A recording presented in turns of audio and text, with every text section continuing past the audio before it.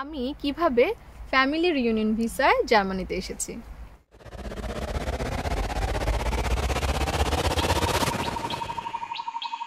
আর check লিস্টের প্রথমে কিন্তু লেখা আছে যে আপনাদেরকে দুটা সেট তৈরি করতে হবে। তাহলে এই দুইটা সেট আমরা কিভাবে তৈরি করব? দুইটা ফর্ম যে আমরা ফিল আপ করবো, দুইটা ফর্ম দিয়েই আসলে দুইটা সেট তৈরি করতে হবে। তাহলে একটা ফর্ম দিয়ে একটা সেট, আরেকটা ফর্ম দিয়ে আরেকটা সেট। এই দুইটা ফর্মের সাথে কি কি যাবে?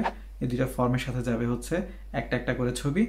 আপনাদেরকে বলা হয়েছিল তিনটা বায়োমেট্রিক ছবি, তাহলে দুইটা ফর্মের সাথে দুইটা ছবি যাবে। আরেকটা ছবি আপনাদের সাথে থাকবে, যেটা যে কোনো সময় ভিসা অফিসার আপনার থেকে চেয়ে নেবেন।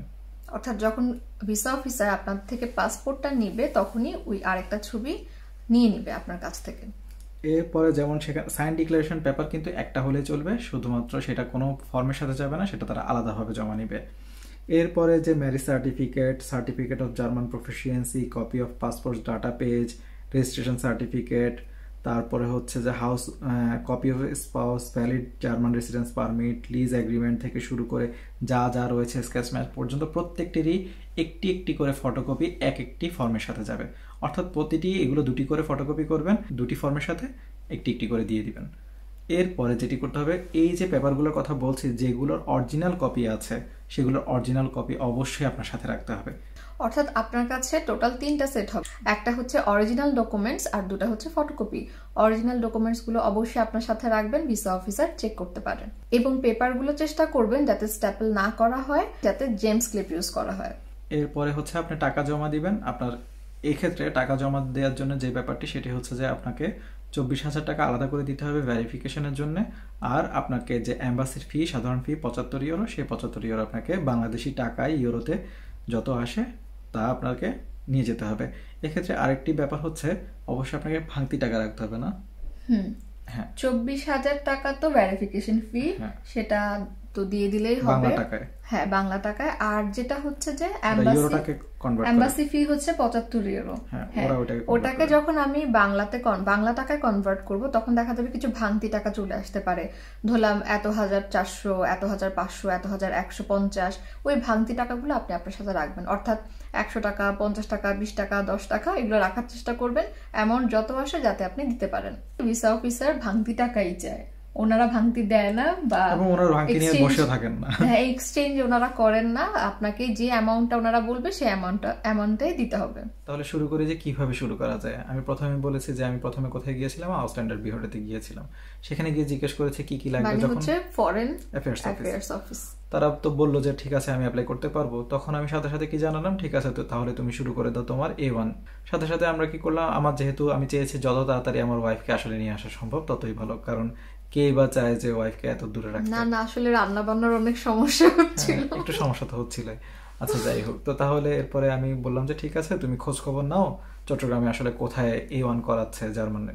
তো সে খোঁজ খবর নিল চট্টগ্রামে একটি আসলে জার্মান রেকগনাইজড একটি ইনস্টিটিউট আছে, সেটা হচ্ছে ডিএস প্রাখে, যেটা জামাল খানে। হ্যাঁ, আর এছাড়া অন্যান্য অনেক কোচিং এ তো করাই। তো আমি চিন্তা করলাম যে ঠিক আছে A1 সেখানে অনেকেই করেছেন এর আগেও, তো আমি বললাম যে ঠিক আছে তুমি ভর্তি হয়ে যাও।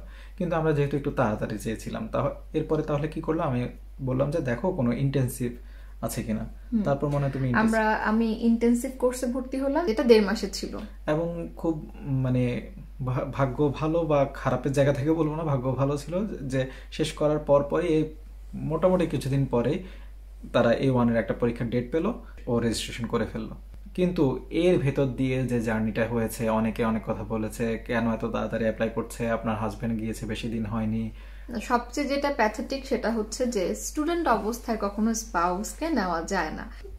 এই কথাটা আমার জন্য কেমন ছিল সেটা আসলে এখন বোঝানো যাবে না, কিন্তু আমার কথা হচ্ছে মানুষের কথা কান দিবেন না, আপনাদের দুজনের যা যা স্টেপস নেওয়ার থাকে সেগুলো নিবেন এবং অথেন্টিক জায়গা থেকে খোঁজ খবরটা নেওয়ার চেষ্টা করবেন। এবং যে অথেন্টিক খোঁজ খবরগুলো আমি এখানে ফরেন অ্যাফেয়ার্স থেকে নিয়েছি, সেগুলো যেমন আপনার যদি আরো কিছু জানা থাকে, বাংলাদেশ যে এম্বাসি রয়েছে জার্মানির বাংলাদেশে, সেটি থেকে আপনারা সেখানে মেইল করে তাদেরকে জিজ্ঞেস করতে পারেন যদি স্পেসিফিক আপনাদের কোনো কিছু জানার থাকে। এছাড়া আপনারা অন্য কারো থেকে না জেনে না বুঝে সেখানে আমল করতে যাবেন না, কষ্ট বাড়বে। এরপরে যেটি হলো সেটি হচ্ছে যে A1 এর পরীক্ষার জন্য ডেট নিয়ে ফেললো, রেজিস্ট্রেশন করে ফেললো। এখানে আরেকটি মজার তথ্য দিই, সেটি হচ্ছে যে এই রেজিস্ট্রেশন করার জন্য কিন্তু তোমাকে ঢাকায় যেতে হয়নি, তখন রেজিস্ট্রেশনটা কিন্তু তোমার কাজিন করে ফেলেছিল। তাহলে মেইন কথা হচ্ছে যে যেহেতু গোয়েত ইনস্টিটিউট ঢাকায় রয়েছে, তাই যেই রেজিস্ট্রেশন করবে তাকে ঢাকায় গিয়ে রেজিস্ট্রেশন করতে হবে।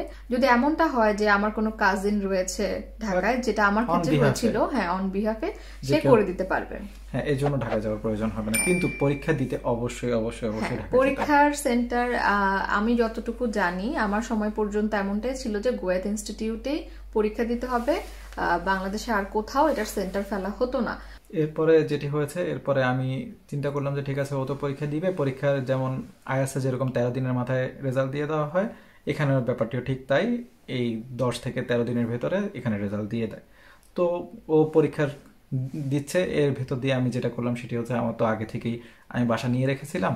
এরপরে বাংলাদেশ থেকে আমি অনেকভাবে তো আসলে ব্লক অ্যামাউন্ট, এত বড় একটা ব্লক অ্যামাউন্ট আসলে কিভাবে জোগাড় করা যায়, এখানে তো আসলে হিউজ অ্যামাউন্ট নিয়ে স্টুডেন্টরা আসে না, বা চাকরি বাকরি করেও যারা স্টুডেন্ট অবস্থায় এত টাকা আসলে ব্লক করার মতো এত টাকা আসলে অনেকের হাতে থাকে না। এক্ষেত্রে ছোট ছোট অ্যামাউন্ট বাংলাদেশ থেকে বিভিন্নভাবে আনা যায়, সেগুলো ওইভাবে করে বাংলাদেশ থেকে আনার ব্যবস্থা করা হয়েছিল।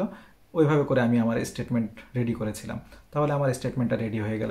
এদিক থেকে আমার এমপ্লয়মেন্টের কন্ট্রাক্ট পেপার ছিল, সেটি আমার হাতে ছিল।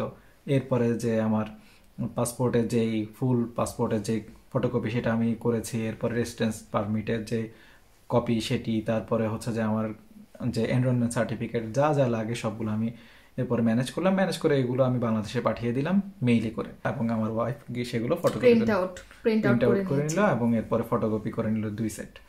এরপরে যেটি আমরা করেছি, এরপরে হচ্ছে যে ও তো এক্সাম দিয়ে আসলো, খুব টেনশনে ছিল যে পাস করবে কি করবে না, পাস করবে কি করবে না। পরীক্ষা মানেই টেনশন, আর পরীক্ষার পরবর্তী সময়টা এর থেকেও বেশি টেনশন। হ্যাঁ, কারণ হচ্ছে যে এখানে এরকম পাস মানে এখানে এরকম না যে A+ পেতে হবে, 100তে 100 পেতে হবে, এটা না। এটা হচ্ছে যে পাস করলে আপনি সার্টিফিকেট পাবেন। তো তাহলে পাস মার্কস হচ্ছে 60 ছিল। হ্যাঁ, পাস মার্কস 60, তাহলে 60 পেলে পাস। আর না হয় আপনার জার্মান যাওয়া হবে না, আল্লাহ হাফেজ। না হবে না এটা বলতে পারো না, আচ্ছা হবে না মানে নেক্সট টাইম আরেকটা ডেট নিতে হবে, আবার পরীক্ষা দিতে হবে। এটা মজা করে বললাম যে আল্লাহ হাফেজ, কিন্তু আল্লাহ হাফেজ আমরা তখনই বলবো যখন নিঃশ্বাস ত্যাগ হবে, এছাড়া আল্লাহ হাফেজ বলার দরকার নেই এইসব ব্যাপারে।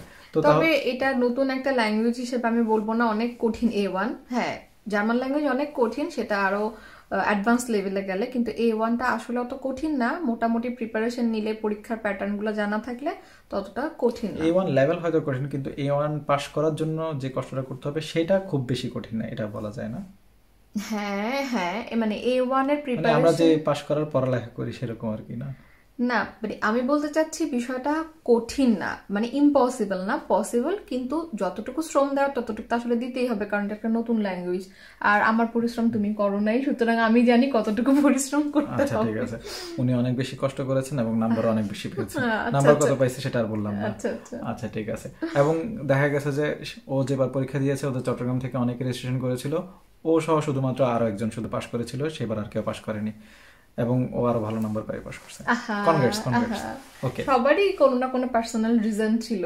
হ্যাঁ অবশ্যই ছিল, আমি তো বলি নাই ভাগ্য ভালো ছিল। না না, পরীক্ষার হলটা সবাই জানে, পরীক্ষার সিচুয়েশন বা হলটা ইম্পর্টেন্ট একটা মোমেন্ট। ওই মোমেন্টে যদি কোনোভাবে কিছু ছুটে যায় বা নার্ভাসনেস চলে আসে, তাহলে পরীক্ষা খারাপ হবে। হ্যাঁ, নসিবেও থাকতে হবে না। হ্যাঁ, সেটাই যে মেন কথা হচ্ছে, পরীক্ষার হলে নার্ভাস হওয়া যাবে না, হলে হবে না হলে নাই, এরকম একটা বিষয়, মানে ধারণা নিয়ে, চিন্তা নিয়ে পরীক্ষাটা দিতে হবে, এরপর যা হওয়ার হবে। কিন্তু আমাদের সাথে এরকম একজন ছিল যে নার্ভাসনেসের কারণে সে অনেক কিছুই বুঝতেই পারে নাই, অনেক কিছু লিখতেই পারে নাই, তার পরীক্ষা ওখানেই শেষ, তাকে আবার নেক্সট টাইম চেষ্টা করতে হয়েছে। এই ক্ষেত্রে একটু সমস্যা হচ্ছে যে একটা পরীক্ষা থেকে আরেকটা পরীক্ষাতে দেখা যাচ্ছে 3 মাস সময় লেগে যাচ্ছে, 4 মাস সময় লেগে যাচ্ছে, তার মানে সম্পূর্ণ প্রসেসিংটা ডিলে হয়ে যাচ্ছে। তো ওই জায়গাটা ওই সময়গুলো যিনি জার্মানিতে রয়েছেন, তিনি যদি আসলে এখানে বাসা নিয়ে থাকেন, তাহলে তার জন্য একটু বেশি ভাড়া ততদিন পর্যন্ত চালিয়ে যাওয়া, মানে আমি বলবো না কষ্টের, কিন্তু ওয়াইফ ছাড়া এত বড় বাসা নিয়ে রাখা আসলে কষ্ট। আচ্ছা, পরিষ্কার করতে হবে, ক্লিনিং এর ব্যাপার স্যাপার থাকে। ক্লিনিং এর ব্যাপার স্যাপার আছে, পুরো ঘর খা খা করবে, নিজের ইকো নিজে শুনবেন, বউয়ের ক্যাচক্যাচানি শুনবেন না, এরকম অনেকগুলো ব্যাপার আছে। আমি ক্যাচক্যাচ করি না, অবভিয়াসলি আমি ক্যাচক্যাচ করি, ক্যাচক্যাচ না করে কেমনে থাকবো? সেই বাংলাদেশ থেকে টেনে হিচড়ে এখানে নিয়ে আসা হয়েছে, ক্যাচক্যাচ একটু করতে হবে না? এরপরে তো আজ যাই হলো, এরপর আমরা সবকিছু প্রোভাইড করলাম। এম্বাসিতে গেল, এম্বাসিতে অনেক প্রশ্ন করা হলো, মজার মজার প্রশ্ন করা হয়েছে কিছু। বলো। হ্যাঁ, মজার মজার অ্যাফেয়ার কিনা, কিভাবে পরিচয়? অ্যাকচুয়ালি এত সব প্রশ্নের পিছনে একটাই কারণ যে বিয়েটা কি সাজানো বিয়ে, শুধু মানে বিদেশ যাওয়ার জন্য বিয়ে, নাকি আসলে এটা লিগেল বিয়ে, এই জিনিসগুলো একটু যাচাই বাছাই করা হয়। তো স্বাভাবিকভাবে জিজ্ঞাসা করা হয় যে অ্যাফেয়ার ম্যারেজ মানে আগে থেকে চেনা জানা ছিল নাকি অ্যারেঞ্জ ম্যারেজ, আর যদি চেনা জানা থাকে সেক্ষেত্রে জিজ্ঞেস করে কতদিন থেকে চেনা জানা। ইভেন আমার ক্ষেত্রে জিজ্ঞাসা করা হয়েছিল যে কোন মাসে কত তারিখে আমাদের দেখা হয়েছিল, মানে খুব ফানি বিষয়গুলো। তো এইগুলো করা হয় আসলে নার্ভাস করে দেওয়ার জন্য, বা এনি চান্স আপনি যদি নার্ভাস হয়ে যান আপনার এরপর থেকে প্রতিটা প্রশ্নের উত্তর দিতে আপনি কি বলে ওটাকে স্মুথলি আপনি ডেলিভার করতে পারবেন না আনসার।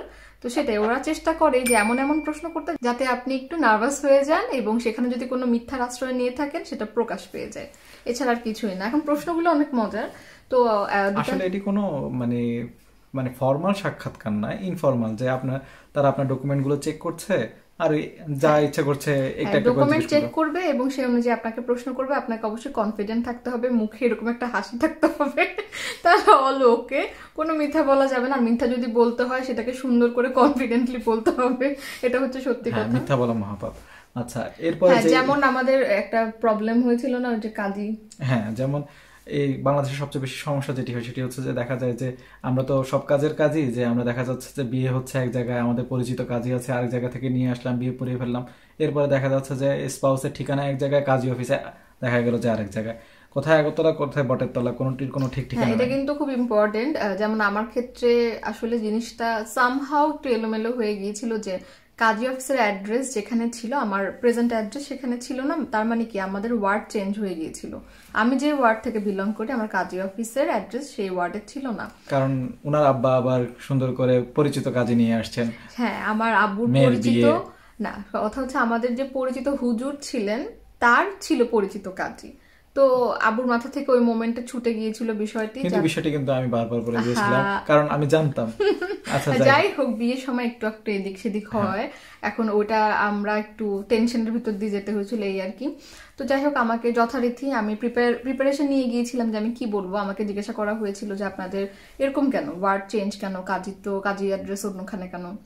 তখন আমি সেম যেটা সত্যি সেটাই বললাম, কনফিডেন্টলি বললাম যে আসলে যে হুজুরটি ছিল আমাদের রিলেটিভ, তার পরিচিত কাজী সে নিয়ে এসেছিল, সে ছিল অন্য ওয়ার্ডের, দ্যাটস ওয়াই আমাদের মিলে নাই, নাথিং এলস।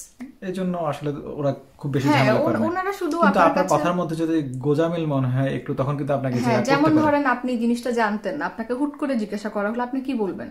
ওই মুহূর্তে কিছু একটা সাজায় গোজায় বলবেন, যেটা হয়তো ভিসা অফিসার আপনার চেহারা দেখেই বুঝে যাবে। এবং ভিসা অফিসার কিন্তু আবার স্বীকারও করেছিল যে হ্যাঁ বাংলাদেশে কিন্তু এটা হয়।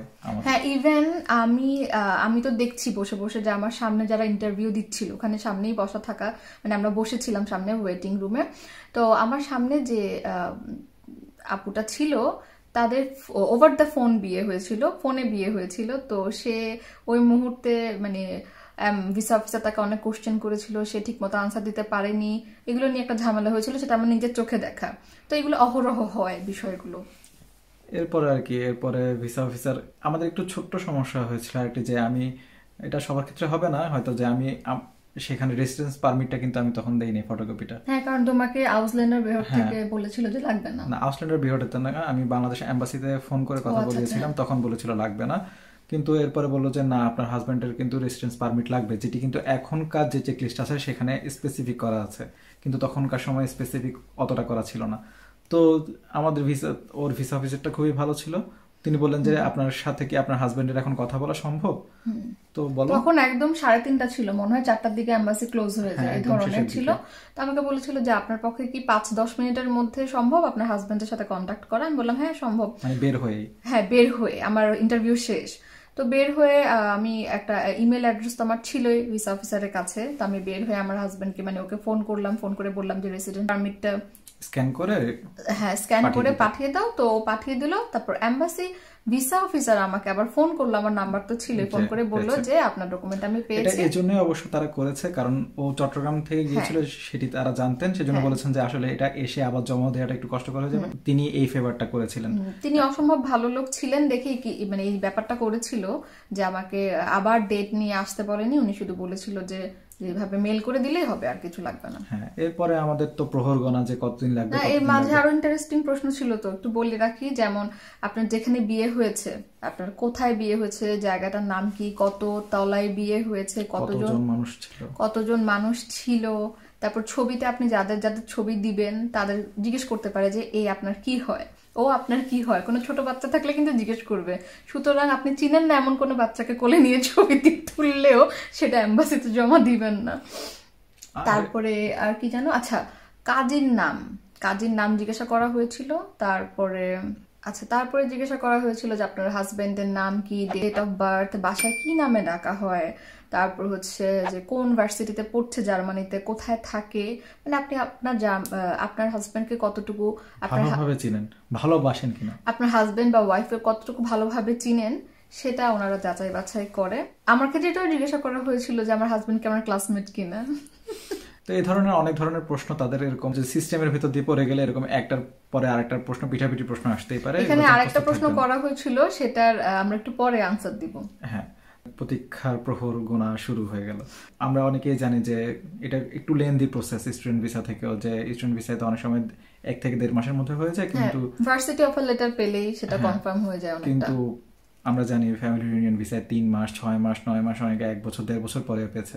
আমি যে সিটিতে আছি সেই সিটিতে সবচেয়ে কম সময়ে হয়, আমি যতটুকু খবর পেয়েছিলাম। এই কারণে কিন্তু আমি ভার্সিটিও চেঞ্জ করেছিলাম, যে শুধুমাত্র ফ্যামিলি ইউনিয়ন ভিসায় কত তাড়াতাড়ি আমার ওয়াইফকে নিয়ে এসে আছে। আপনারা ধোঁকা খাবেন না, সে আবার ভালোবেসে এসব কাজ করছে এরকম না, ওই যে রানতে হবে, ক্লিন করতে হবে। আচ্ছা, ঠিক না, অনেক ভালো। তো তাহলে এরপরে হচ্ছে যে আমি খোঁজ খবর নিয়েই কিন্তু ভার্সিটিটা পরে চেঞ্জ করলাম, যাতে কম সময়ের মধ্যে স্পাউসকে আনা যায় অ্যাপ্লিকেশন করে। এরপরে যেটা করেছিলাম, আমি আগে থেকেই কিন্তু যখন ও A1 এর পরীক্ষা দিয়েছে, এরপরে কিন্তু আমি এম্বাসি ডেট নিয়ে ফেলেছিলাম। তারপর তখন এম্বাসি ডেট সহজে, কিন্তু আসলে একটু মোটামুটি সহজে পাওয়া যেত। এখন যতটুকু কষ্ট বলতেও তো রাতের বেলার দিকে খোঁজ খবর রাখতে হতো। মোটামুটি একটা টাইম লাগে, সেই টাইমটা কত আমার ঠিক মনে নেই। 1 থেকে 1.5 মাস। 1 থেকে 1.5 মাস লাগে। হ্যাঁ, তো কিন্তু এখন তো অনেকে জানেন পাওয়াই যায় না, খুব দুষ্কর হয়ে গেছে। আমাদের সময় আল্লাহর রহমতে একটু তাড়াতাড়ি আমরা পেয়ে গেছিলাম। এরপরে হচ্ছে যে কখন ভেরিফিকেশন হবে বাংলাদেশে, যে এম্বাসি থেকে লোক যাবে, এই ধরনের চিন্তাগুলো আমাদের মধ্যে চলছিল, যে আসলে কিভাবে হতে পারে, কি হতে পারে।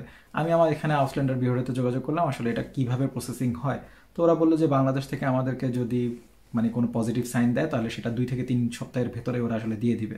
তারপরে আমরা এখানে তোমার থেকে তোমার ডকুমেন্ট চাইবো। তাহলে একটা নিউজ পেয়ে গেলাম যে 2 থেকে 3 সপ্তাহের ভিতর বাংলাদেশে ভেরিফিকেশন হয়ে যাবে। তো এইভাবে করে একদিন করে গোনা শুনো। সেটাই, ভেরিফিকেশন আপনার অগোচরও হয়ে যেতে পারে, আপনি জানবেনও না যে ভেরিফিকেশন হয়ে গেছে। তো এই ক্ষেত্রে আপনারা যে বিল্ডিং এ থাকেন সেখানে দারোয়ান, আশেপাশে দোকানপাট, লোকজনকে বলে দিতে পারেন যে এম্বাসি থেকে লোক আসতে পারে, যে এরকম এরকম জিজ্ঞাসা করতে পারে, যাতে তারা অপ্রস্তুত হয়ে না যায়।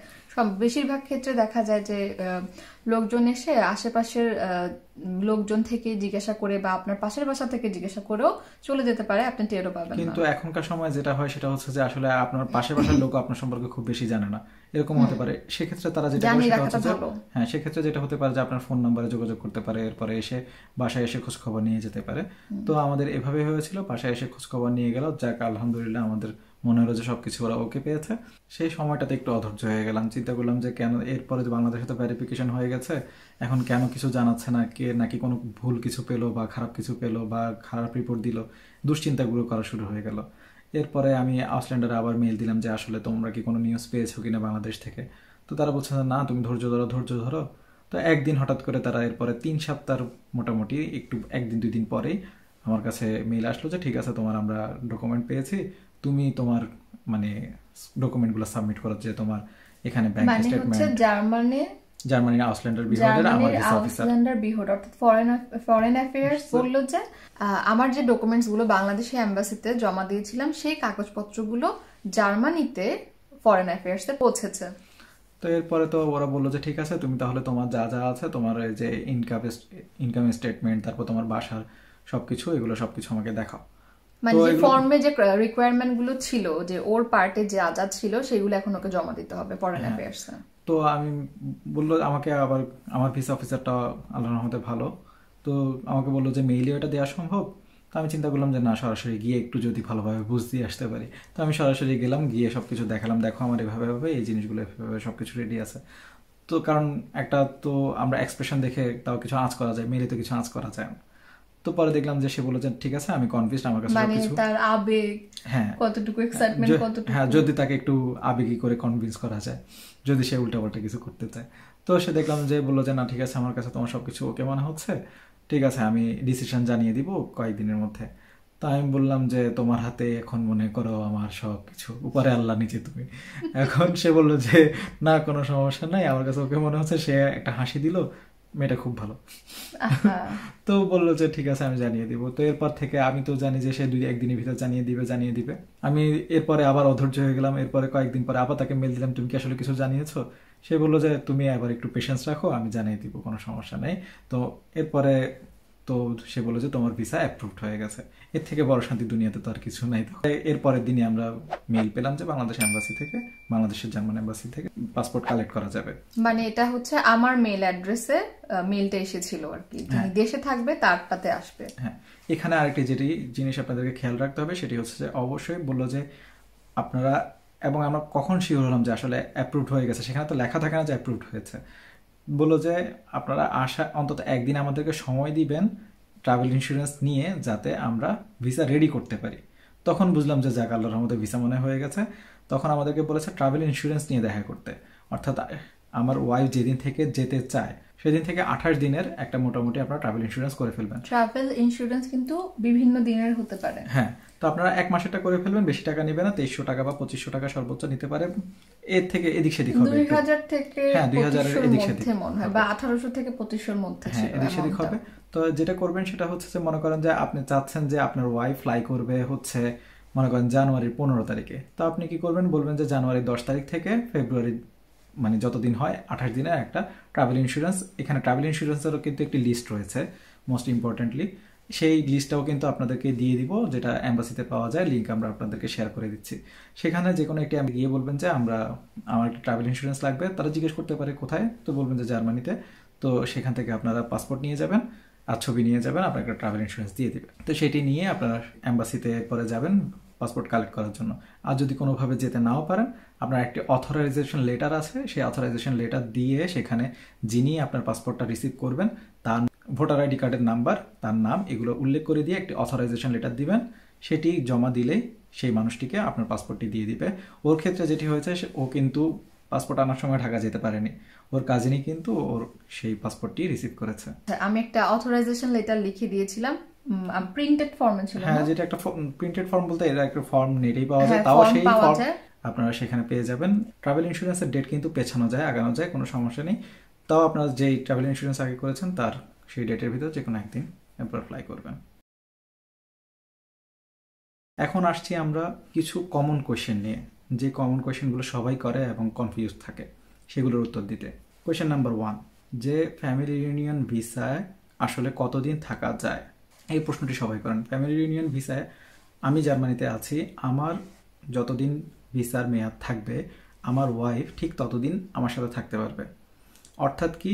অর্থাৎ হচ্ছে প্রথমে আপনাকে হয়তো 3 মাসের ভিসা দিবে বা 6 মাসের ভিসা দিবে আপনার স্পাউসকে, যিনি বাংলাদেশ থেকে আসবেন। তাকে দেওয়ার পরে এরপরে কি করবে, এখানে এক্সটেনশন হবে। আপনি আউসল্যান্ডার বিহর্ডেতে যাবেন, শেষ হওয়ার ভিসার মেয়াদ শেষ হওয়ার 1 মাস আগে গিয়ে যাবতীয় আর যে ডকুমেন্টগুলো আছে সেগুলো জমা দিবেন। তাহলে আপনার ভিসার মেয়াদ যতদিন থাকবে আপনার স্পাউসের ভিসার মেয়াদও ততদিন হয়ে যাবে। এটা হচ্ছে নাম্বার 1 আনসার। এরপর হচ্ছে ব্লক অ্যাকাউন্ট লাগবেই কিনা, এটি অবশ্যই আপনার ফরেন অ্যাফেয়ার্স অফিস বা আউসল্যান্ডার বিহর্ডেতে যোগাযোগ করবেন, তারাই বলে দিবে আপনাকে কত ব্লক করতে হবে এবং কিভাবে করতে হবে, যদি করতে হয় কিভাবে, আর যদি না করতে হয় তাহলেও কিভাবে মেনটেন করবে সেটা আপনাকে সরাসরি জানিয়ে দিবে। এটা হচ্ছে আরেকটি। এরপর হচ্ছে বাসা কত বড় লাগবে। নিয়মে কিন্তু 24 স্কোয়ার মিটার বা 25 মিনিমাম, কিন্তু এই ব্যাপারটিও কিন্তু অনেকে মেনটেন করতে চায় না বা করে না। অর্থাৎ সবকিছুই না সিটি টু সিটি ডিফার করে। যেমন আমার আগে যে সিটিতে ছিলাম সেখানে আমাকে বলছে, আমি বলেছি আমার 25 আছে প্রথম থেকে, সে বললো না তোমার ডবল লাগবে। ডবল মানে কত? বলে 50। আমি চিন্তা করলাম আমি স্টুডেন্ট অবস্থায় একটা 50 স্কোয়ার মিটারের বাসা কিভাবে অ্যাফোর্ড করবো বা কিভাবে নিব, কেন নিব? এই কারণে চিন্তা করলাম যে না, তাহলে মনে হচ্ছে না আমি, আর তার উপর এখানে কতদিন লাগবে না লাগবে, বেশি সময় লাগবে, এই চিন্তা করে আমি এরপরে সিটি চেঞ্জ করে ফেললাম। তো তাহলে আপনার বাসা কত বড় লাগবে সেটি কিন্তু আপনি নিশ্চিত হয়ে নেবেন। এটা হচ্ছে আরেকটি। এরপরে হচ্ছে অবশ্যই আরেকটি তো বলেছি যে আপনি চাইলে পরে আপনার বাসা যদি এখন ছোট থাকে তাও আপনি অ্যাপ্লাই করতে পারবেন। পরের আপনি এখানে একটি ডেটের কন্ট্রাক্ট পেপার দেখিয়ে। আর বাবা মা আনার জন্য যে প্রসিজার সেটা সাধারণ এই ফ্যামিলি রিউনিয়ন ভিসার মধ্যে পড়ে না, সেটি নিয়ে আমরা আরেকদিন আলোচনা করব। সেটা কোন ভিসায় পড়ে? সেটা সেনজেন ভিসায় পড়ে। আচ্ছা, তাহলে ওটা আরেকটা কোনো ভিডিওতে আমরা আলোচনা করব। আর আরেকটি বিষয় সেটি হচ্ছে যে আপনার জার্মান A1 সার্টিফিকেটের মেয়াদ কখনোই শেষ হয় না, ভ্যালিডিটি কখনোই শেষ হয় না। যেরকম আইএলটিএস এর ভ্যালিডিটি 2 বছর থাকে, এটি কিন্তু জার্মান ল্যাঙ্গুয়েজের ক্ষেত্রে নয়। আপনি যখনই পরীক্ষা দেন না কেন এটার ভ্যালিডিটি থাকবেই। এরপর হচ্ছে আপনার এমপ্লয়মেন্ট সার্টিফিকেট, সেটি যে কোনো একটি এমপ্লয়মেন্ট সার্টিফিকেট আপনি জমা দিবেন। সেখানে যদি আপনার এমপ্লয়মেন্ট যদি কন্ট্রাক্টই হয় হচ্ছে আনলিমিটেড, তাহলে আপনি একটু বেশি সুবিধা পাবেন। তাহলে বুঝতে পারবেন যে আপনার অলওয়েজ আপনার একটা ইনকাম সোর্স আছে, এই মর্মে তারা একটা পজিটিভ সাইন পাওয়া যায়। এই ব্যাপারটি খেয়াল রাখবেন, যদিও এটি আমাদের হাতে সবসময় বেশি কিছু করার থাকে না। এরপরে তো আর কি, এরপরে যেমন আরেকটি সবচেয়ে বড় কোয়েশ্চেন হচ্ছে যে কেন মানুষ আসলে ফ্যামিলি রিউনিয়ন ভিসা আসতে চায়। হ্যাঁ, এটাই আমরা যেটা বলিনি তখন, আমাকে কিন্তু ভিসা অফিসার জিজ্ঞেস করেছিলেন যে আপনি তো একজন ডাক্তার, আপনি ডেন্টিস্ট, তাহলে আপনি কেন হায়ার এডুকেশনের জন্য না গিয়ে ফ্যামিলি রিউনিয়ন ভিসায় যাচ্ছেন? এখানেও একটা শক্তপোক্ত আনসার দিতে হবে যাতে উনি কনভিন্স হয়। যেমন আমার ওয়াইফ কি বলেছিল, তুমি কি বলেছিলে যে আমাদের বিয়ের বেশি দিন হয়নি। হ্যাঁ, আসলে আমাদের বিয়ের বেশি দিন হয়নি, তো আমি ওনাকে ক্লিয়ার কাট বলেছিলাম যে আমাদের আসলে বিয়ের বেশি দিন হয়নি, ওকে আমি টাইম দিতে পারিনি, তো আমি চাচ্ছি আমি ওখানে গিয়ে ওকে এনাফ টাইম দিব, এই কারণে আমি কোথাও ইনভলভ হতে চাচ্ছি না এখন। কেন আসলে এই ফ্যামিলি রিউনিয়ন ভিসা এবং স্টুডেন্ট ভিসার মধ্যে কিছু পার্থক্য যেগুলো নিয়ে আমরা আলোচনা করতে চাই, সেগুলো হচ্ছে যেমন স্টুডেন্ট ভিসায় তো আপনি পড়ালেখা করতে আসছেন, ফ্যামিলি রিউনিয়ন ভিসায় পড়ালেখা করতে আসতে হচ্ছে না।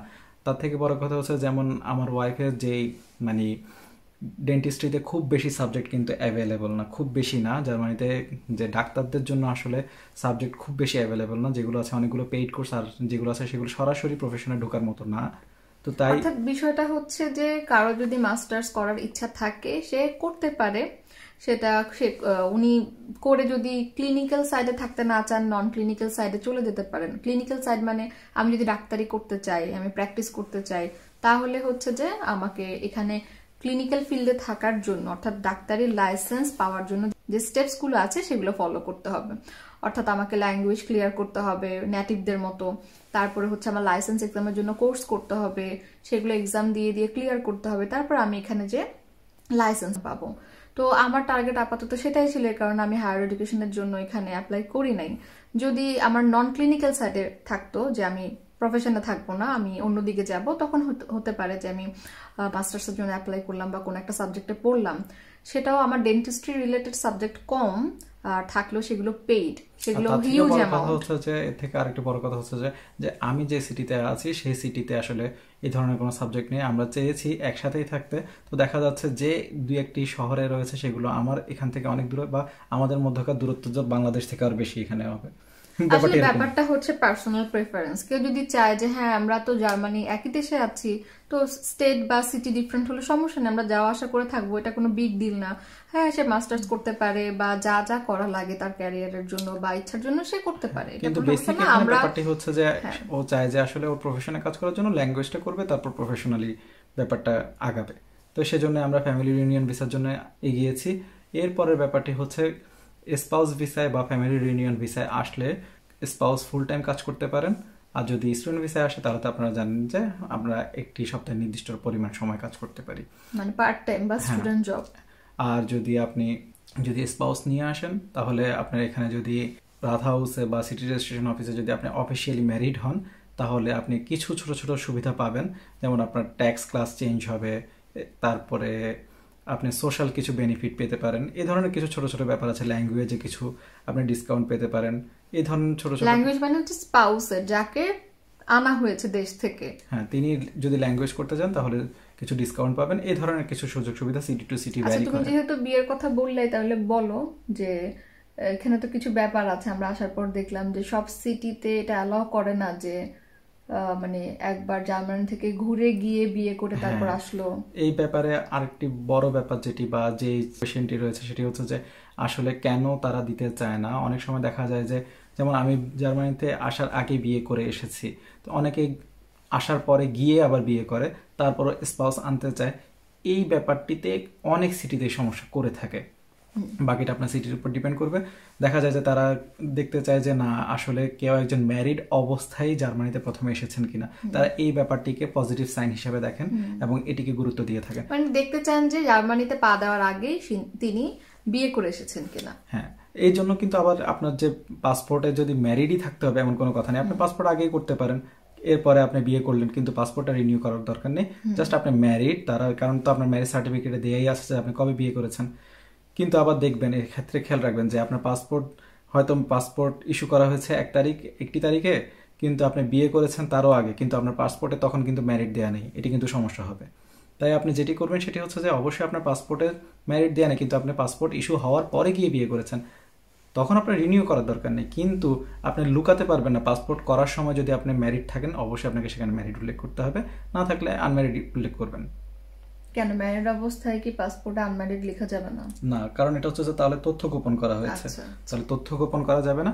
আপনি যদি পাসপোর্ট করার সময় ম্যারিড থাকেন ম্যারিড উল্লেখ করবেন, আর যদি না থাকেন তাহলে আনম্যারিড উল্লেখ করবেন, কিন্তু বা সিঙ্গেল, আমরা যেটিকে বলি সিঙ্গেল উল্লেখ করবেন। এরপর যেমন আমার ক্ষেত্রে যেটা হয়েছিল, আমি বিয়ের আগে আমার পাসপোর্ট ছিল, তো সেখানে আনম্যারিড ছিল স্বাভাবিকভাবে।